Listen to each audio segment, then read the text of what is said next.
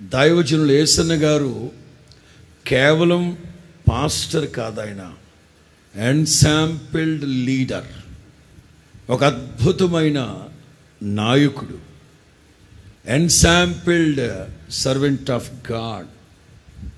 Hosanna మినిస్ట్రీస్కే కాదు, ఈ క్రైస్తవ సంఘాలకు సమాజాలకు ఒక ఎన్సాంపిల్డ్ లీడర్.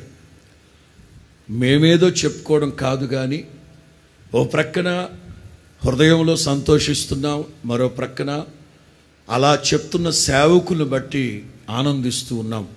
చాలామంది దైవ సేవకులు ఏదైనా సమయము సందర్భం వచ్చినప్పుడు దైవజనులు యేసన్న గారు అలా పరిచర్య చేయలేదా, అట్లా వినయం కలిగి భయభక్తులు కలిగిన వాడై సౌమ్యుడై సాత్వికుడై ఇట్లాంటి మాటలు చెప్తున్నప్పుడు సొంతోళంగా మాకెంతో సంతోషాన్ని కలుగు చేస్తుంది. అంటే మరొక్కరు మాట్లాడుకునేటట్లుగా, ఆదర్శంగా తీసుకునేటట్లుగా.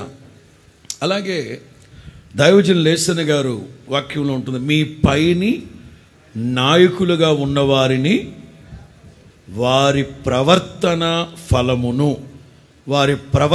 ఫలమును శ్రద్ధగా తలంచుకొనుచు. అంటే రిమెంబర్ తలంచండి, జ్ఞాపకం చేసుకోండి. మీరు ఫుట్ నోట్లో చూస్తారు, వారి ప్రవర్తన ఫలం అనే చోట కింద ఫుట్ నోట్లో ఏముంది, అంతము వరకు. దైవ సేవకులు యేసన్న గారు, ఈ హోసన్నా మినిస్ట్రీస్ వ్యవస్థాపకులు, దైవజనులు ఆఖరి శ్వాస పోయేంత వరకు వారి ప్రవర్తన, ఆఖరి శ్వాస పోయేంత వరకు వారి ప్రవర్తన. ఇక్కడ కొంతమందికే ఆఖరి శ్వాస పోయేంత వరకు వారు ప్రవర్తించిన తీరు తెన్నులు తెలుసు. చెప్పారు కదా, రేపు మహిమలోకి వెళ్ళిపోతారు ఆయన.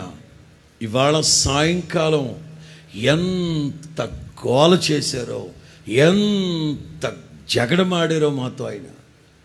బయట ప్రచండమైన వర్షం, H25 ఉంది అక్కడ గోరంట్లో, ఆ ఎదురుగా ఆయన రూము, సెమినార్ జరుగుతుంది. నేను అర్జెంటుగా వెళ్ళి వాక్యం చెప్పాలంటారు.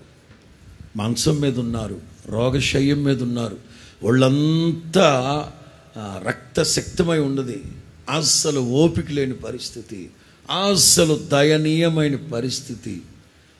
ఎవరో పెట్టారు, ఆఖరి క్షణాల్లో ఉన్న వీడియో ఎవరో పెట్టున్నారు, చూసుంటారు మీరు. కళ్ళు పచ్చగా అయిపోయి వాళ్ళంతా ఇదైపోయి, నేను వెళ్ళాలి, నేను వాక్యం చెప్పాలి. అక్కడ మేము సాకులు చెప్తున్నాం, వర్షం వస్తుంది, నన్ను తీసుకెళ్ళరా, గొడుగు తీసుకురావడానికి వెళ్ళారు, నన్ను తీసుకెళ్ళరా. మేము ఎన్నో సాకులు చెప్తున్నా అస్సలు పట్టించుకోకుండా తీసుకెళ్లాల్సిందే. అలాగే ఒక యనమండుగును కలిసి ఆ తుఫాను వర్షంలో మంచం తీసుకొచ్చి అక్కడ పెడితే, ఇట్లాగే సెమినార్ పిల్లల ముందు ఒక అరగంట ఏమో వాక్యం చెప్పారు ఆయన.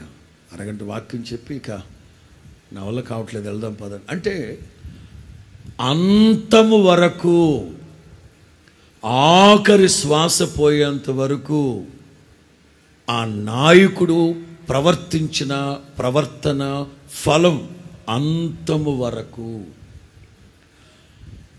చాలా సందర్భాల్లో నేను చెప్తా ఉంటాను, ఇవాళ మా రాజు పాస్టర్ గారు చెప్పిన మాట కూడా, నేను క్రీస్తుని పోలి నడుచుకుంటున్నాను, మీరు నన్ను పోలి.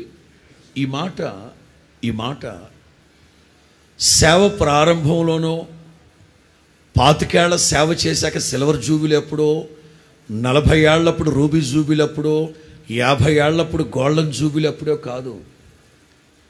దైవజనుడైన పౌలు స్వహస్తాలతో ఉత్తరం రాయలేనప్పుడు, పరంజ్యోతి, స్వహస్తాలతో ఉత్తరం రాయలేనప్పుడు పిల్లలతో చెప్పి ఉత్తరం రాయిస్తూ నేను క్రీస్తుని పోలి నడుచుకుంటున్నట్లుగా మీరు నన్ను పోలి అంతే. దాని అర్థం ఏంటో తెలుసా? అదే పౌలుతో బోలెడంతమంది సేవ చేశారు. వాళ్ళందరూ మధ్యంతరంగా అర్ధాంతరంగా ఇదిగో ఈ మా నాయకునితో కూడా, దైవ సేవకులు యేసన్న గారితో కూడా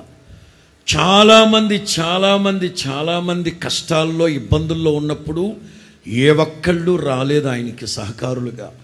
ఆ తర్వాత కాస్త సేవ జరుగుతుందనగా పొలోమని వచ్చేసారు. పాత సేవకులైన స్నేహితులు అందరూ వచ్చేసారు. వచ్చి కొన్నాళ్ల పాటు ఉండి షరామాహులే మరలా ప్రాకారాలు కూల్చి వెళ్ళిపోయారు. అంతవరకు నిలబడలేదు. ఇదిగో ఈ సేవకుడు యేసన్న గారు అంతము వరకు దైవజనుడైన పౌలు పరిచర్యలో కూడా చాలామంది కలిశారు. వాళ్ళలో దేమా లేడా, అలెగ్జాందర్ అనేవాడు లేడా? వీళ్ళందరూ ఒకే ప్లాట్ఫామ్ మీద నిలబడి చేతులు పైకెత్తి ఐక్యతను చాటిన వాళ్ళు కాదా? సమైక్యత రాగాన్ని ఆలపించిన వాళ్ళు కాదా? కానీ మధ్యలోనే అర్ధాంతరంగా వాళ్ళకున్న అవిగేషన్స్ను బట్టి బయటకు వెళ్ళిపోయారు. కానీ పౌలు అంతము వరకు కనపరిచిన ప్రవర్తనను మీరు తలంచండి. వారి విశ్వాసమును, ఇదే పాయింట్, వారి విశ్వాసమును అందరూ స్పందించాలి. వారి విశ్వాసమును ఎవరు? మీ పైని నాయకునిగా ఉండేవారే వారి విశ్వాసమును మాట్లాడాలి. వారి విశ్వాసమును తెలుగు బైబిల్లో ఆ నాయకుని విశ్వాసాన్ని అనుసరించండి.